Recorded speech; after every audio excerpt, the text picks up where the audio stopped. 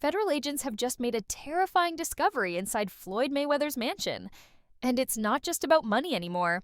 This is the man who once flexed with a $100 million check he never even bothered to cash. Now that very bag, it might be evidence.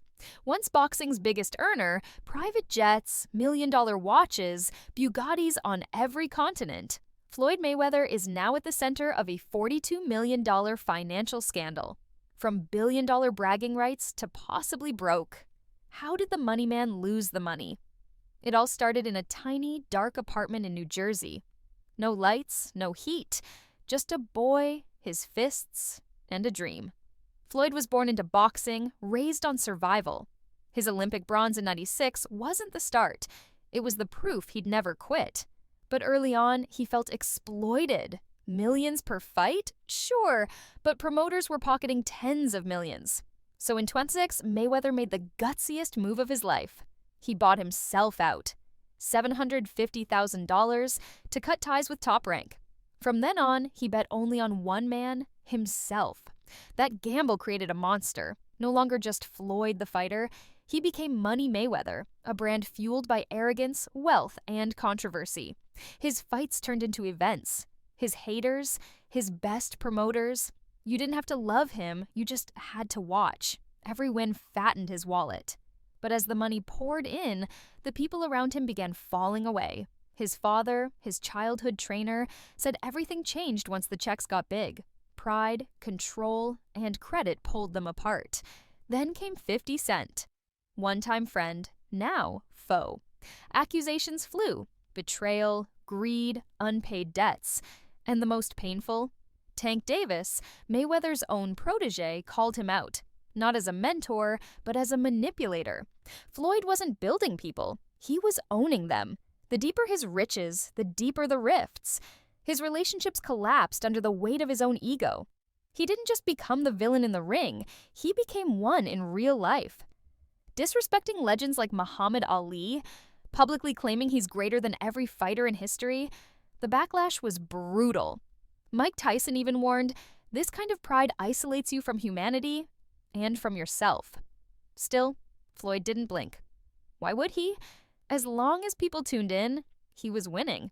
But with every dollar flaunted, every friend lost, and every bridge burned, one question kept growing louder. How far can ego go before it breaks everything? He was once the highest-paid athlete in the world. Private jets, diamond-encrusted watches, and stories of dominance across decades made him a living legend. But this isn't that story anymore. This is where the cracks begin to show. It all started shifting when he stepped away from the boxing ring, not into retirement, but into a different kind of spotlight. The world of exhibition matches. At first, it seemed innocent. The fight against Tenshin Nasukawa, the viral bout with Logan Paul, these events generated millions. But very quickly, critics started seeing through the glitter. This wasn't about competition anymore. It was a carefully wrapped cash grab disguised as combat sports. There were no real stakes, no consequences, no official rankings. The outcomes were irrelevant. What used to be fight night had become something more like a high-end YouTube stunt. Chael Sonnen was one of the first to speak out. According to him, Mayweather wasn't fighting for fun. He was fighting out of necessity. Sonnen claimed that the real numbers behind Floyd's finances were far lower than advertised. Floyd never made those hundreds of millions, he said bluntly. It was all optics. The reality was very different. Promoter Eddie Hearn echoed the same sentiment. After Floyd's underwhelming show in London's O2 Arena, Hearn asked publicly, "Did anyone even notice that fight happened?" The arena, once overflowing for a Mayweather appearance, was now filled with empty seats and hollow cheers. But it wasn't just about declining views or meaningless matches. It got worse when money itself came into question. Logan Paul openly accused Floyd of failing to pay him. Deji's team said the same. Behind the glamour, professionalism was gone. Payments were delayed, deals were silent. And then came the big question, if you've really made $1 billion, why are you still doing this? To find the answer, you need to look deeper. Business Insider released a chilling report. Floyd claimed to own over 60 properties.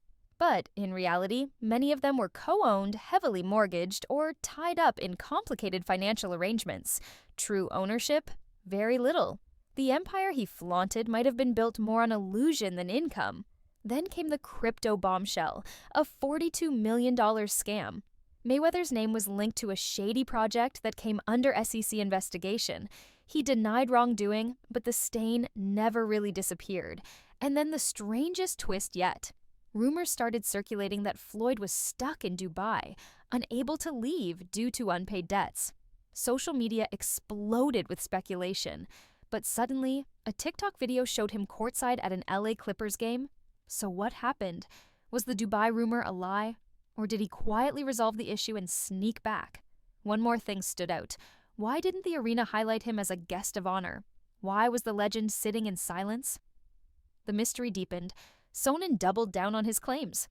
According to him, Mayweather may have made just $100 million total in actual net income over his whole career. After taxes, managers, lawyers, lifestyle, and hangers-on, that billion-dollar narrative collapses. The champion's name, once untouchable, is now clouded in controversy, speculation, and silence. And if you think this is all just rumor, think again. What's coming next may turn speculation into undeniable reality. The rumors eventually gave way to facts. In early 2025, a sealed court document leaked online, revealing that Floyd Mayweather was under investigation for multiple financial violations, including tax evasion, fraudulent crypto endorsements, and failure to disclose offshore assets. By the time news broke, it was too late. Authorities confirmed that Mayweather had been quietly detained during a private flight out of the UAE. The man once called money was now frozen, his accounts locked, his assets under review, and his legacy hanging by a thread. There was no press conference, no dramatic moment in front of cameras, just silence. From billionaire to bankrupt, from legend to liability, the final chapter has no ring, no crowd, no victory lap, only questions. Because in the end, the man who mastered control inside the ring may have lost it all outside of it. This is how an empire falls.